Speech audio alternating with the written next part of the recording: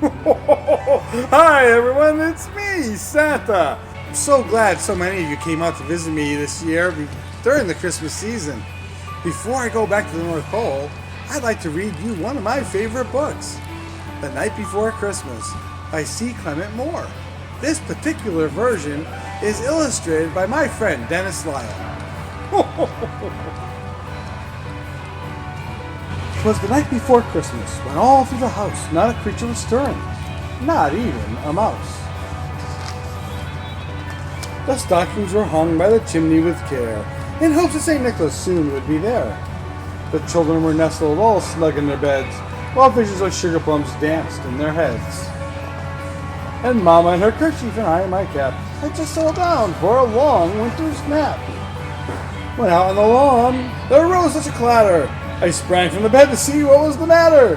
Away to the window I flew like a flash, tore open those shutters, and threw up the sash.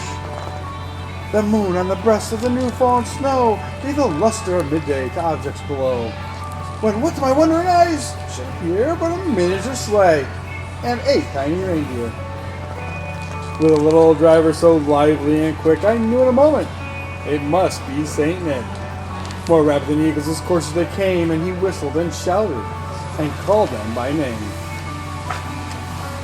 Do you remember the names? Now Dasher, now Dancer, now Prancer, and Vixen, on Comet, on Cupid, on Donner and Blitzen, to the top of the porch, to the top of the wall, now dash away all. As dry leaves that before the wild hurricane fly, when they meet with an obstacle mount to the sky, so up to the housetop the coursers they flew, with the sleigh full of toys, and St. Nicholas too.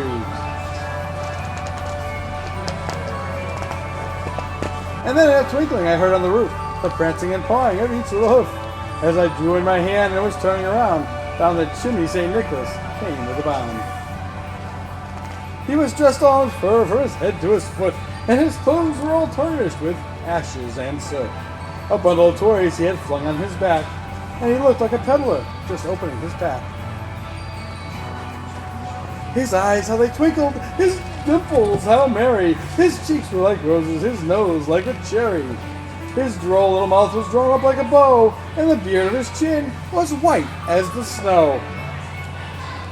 The stub of a pipe he held tight in his teeth, and the smoke encircled his head like a wreath.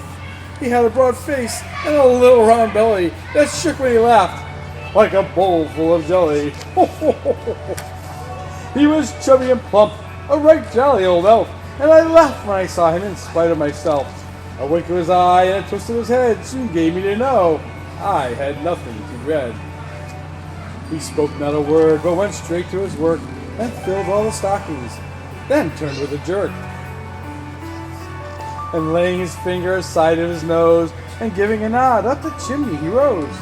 He sprang to his sleigh, to his team gave a whistle, and away they all flew, like the down of a thistle. But I heard him exclaim ere he drove out of sight, Happy Christmas to all, and to all a good night! Thank you so much for watching. I hope you really enjoyed the story. I also want to thank everyone who took the time out of their schedule to come and visit with me in person this year. I loved talking with you, taking pictures, and especially collecting all your lists. Remember to be nice to each other, do well in school, stay on the nice list for me, and I'll see you next year.